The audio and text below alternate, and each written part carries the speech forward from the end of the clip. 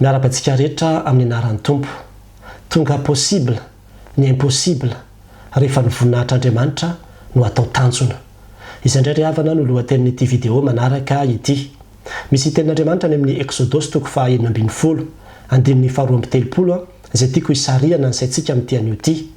Hoy ny voasoratra: ary hoy Mosesy, izao ny teny izay nandidiny Jehova, analao eran'ny vato omery izy ho tehirizina hatramin'ny taranaka roa faramandimby mba ho hitany ny mofo izay nampinaniko anareo tany anefitra raha nitondra anareo nivoaka avy tany amin'ny tany Egypta ao. Ity tantara ity dia miresaka ny amin'ny mana isan'andro izay mofo avy any an-danitra nalatsaka Andriamanitra isa maraina ho an'ny zanak'Israely nandritra ny 40 taona tany anefitra rehefa nivoaka avy tany amin'ny tany Egypta ho any amin'ny tany Kanana izy ireo. Dia vahoaka be ambaran'ny tenin'Andriamanitra fa manodidina ny enetsy 600,000 personnes izy ireo no nivoaka avy tao amin'ny tany Egypta. Nefa dia izany olona marobe izany no nomen'Andriamanitra sakafo isan'andro. Dia milatsaka izy io isaky ny maraina. Dia ny olona izany mivoaka dia manangona izay sakafo sahaza ho azy amin'iny ray andro iny ihany. Satria izy io dia tsy azo tehirizina. Fa rehefa tehirizinao mihoatra ny 420 ora fotsiny io dia tonga dia masiso ary mivoaka olitra. Izany ny ambarany eo ambonimbony eo. Dia izao nefa ravana nahagaga.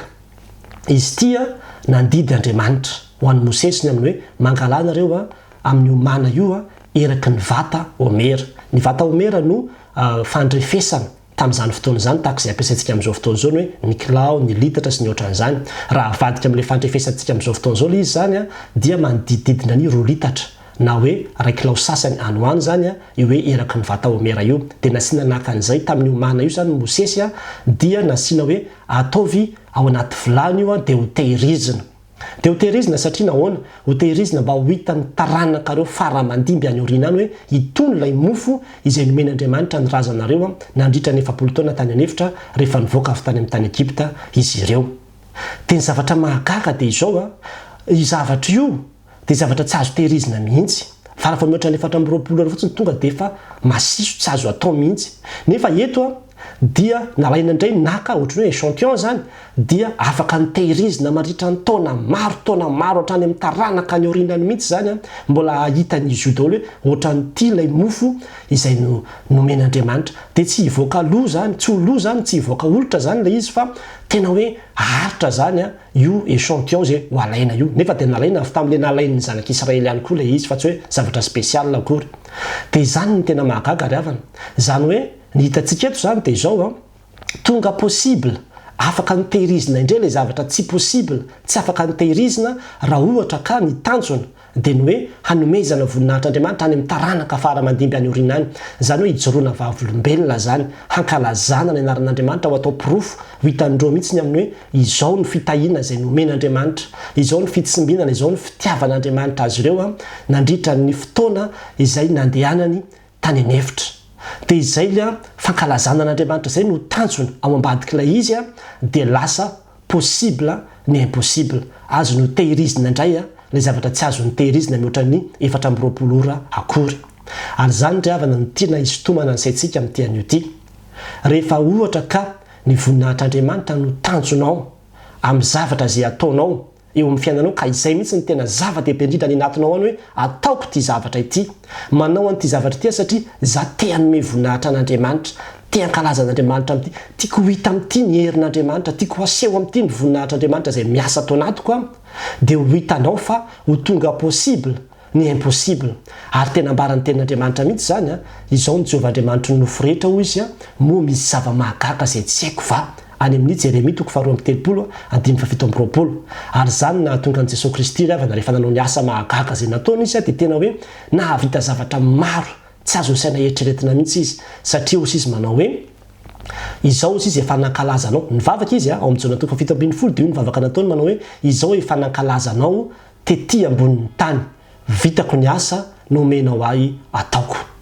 Zany hoe ny fankalazako anao dia izay no nataoko tety ambonin'ny tany ary ny asa izay nataoko dia vitako satria izay ny tanjoko. Zany hoe ilay tanjony zany dia mifandray amin'ilay asany sy ny fahombiazany. Ary zany koa ry havana no tiana hisariana ny saintsika. Rehefa ny voninahitr'Andriamanitra no ataonao lahara-pahamehana, no ataonao zavatra lehibe indrindra amin'ny zavatra izay ataonao, ny amin'ny hoe ity zavatra zay ataoko ty tsy manaonao an'ity fotsiny aho hoe mba azahoana vola na hoe hanandratana na azahoako toerana na inona fa manao an'ity zavatra ity satria za te hanome voninahitra an'Andriamanitra, tiako hakalazaina ny anaran'Andriamanitra, tiako hitan'ny olona ny fahalehibiazan'Andriamanitra zay miasa atao anatiko. Dia ho hitanao fa izay faharesen-dahatra miafina ny anatinao zay dia hitan'Andriamanitra izay amin'izay fotoan'izay anio fahagagana eo amin'ny fiainanao Andriamanitra. Toy izay anao hoe ka ahoana raha ohatra ka hoe mpanao baolina ohatra ny asako. Raha mpanao baolina ny asanao dia mety intéressé amin'io baolina io Andriamanitra raha ohatra ka ny hanome voninahitra an'Andriamanitra no tanjonao amin'io baolina zay ataonao io, dia amin'izay fotoan'izay anio zava-mahagaga amin'io zavatra zay ataonao io Andriamanitra. Raha ohatra ka mpanjaitra no asanao, toy izay anao hoe ity asa zay ataoko ity hanomezako voninahitra an'Andriamanitra ity, ho asehoko ny fahatsaraan'Andriamanitra sy ny fahalehibiazan'Andriamanitra sy ny herin'Andriamanitra amin'ity zavatra zay ataoko ity, dia ho hitanao fa na zavatra zay tsy hainao mihitsy aza dia ho tonga hainao satria izay ny tanjonao. Raha ohatra ka hoe manana groupe ianao, groupe évangélika ohatra ka hoe mba tianao zany hoe hitory ny filazantsara izany, raha ohatra ny tanjonao ka te halaza na te hahazo vola na ohatran'izany dia tena miteny aminao fa ho sahirana eo ianao, hiazakazaka eo ianao fa tsy ho tafavoaka mihitsy. Fa raha ohatra ny tanjonao amin'ny hoe za Andriamanitra tena resy lahatra fa tena ny antom-pisin'ny olombelona dia ny hanome voninahitra anao, raha izay ny tanjona masaka ny anatin'ny fonao lalina any dia ho hitanao fa zavatra kely foana dia ho asandratra Andriamanitra ianao satria ozy izy hoe izay manome voninahitra no omeko voninahitra. Ary zany mihitsy natonga ny mpanao salamo miteny manao hoe aza izahay ozy izy no omena voninahitra fa ny anaranao ihany no ny famindrabonao sy ny fahamarinanao. Salamo 5:10 andininy voalohany. Ry havana, zandro any tena te hitaona ny saintsika, andinika lalina ny amin'ny zavatra zay ataonao. Eny fa na dia ny fianarana zay ataonao aza, ny asa zay tanterahanao inona marina moa ny tena motivation manosika anao hanatanteraka an'izany. Misy tanjona avy ao anatinao ao ny hanome voninahitra an'Andriamanitra sa mandeha amin'izao fotsiny. Fa raha ohatra ka hanome voninahitra Andriamanitra no tanjonao na inona zavatra zay ataonao dia ho hitanao fa ho tonga possible ny impossible satria Andriamanitra dia tia omena voninahitra. Ary zay mihitsy ny tanjon'Andriamanitra rehefa jerevanao daholo ny asa mahagaga rehetra zay nataony ao anatin'ny soratra masina dia io fanomezam-boninahitra azo io daholo no ao ambadika ilay izy. Ka rehefa zay ny tanjonao dia manao asa mahagaga Andriamanitra. Fa raha ohatra ka mbola misy hoe voninahitra tianao wangonina ho an'ny tenanao ao ambadika ilay izy dia amin'izay fotoan'izay no mahatonga ilay asa antsika indraindray ho mikatso tsy mety mandeha mihitsy. Ka mila manova antsika tanjona, mila manova fomba fijerintsika raha tiantsika ny sehony zany atao hoe fahombiazana zany. Ary zany mahatonga ny teny mandrakariva ato anatin'ity vidéo ity amin'ny hoe soli deo gloria. Ny dikan'io dia hoe ho an'Andriamanitra rirany voninahitra. Ary zany tokoa ry havana, andeha ho metsika ho an'Andriamanitra rirany voninahitra ny amin'ny zavatra rehetra. Dia mahireza miraro soa antsika rehetra. Amen.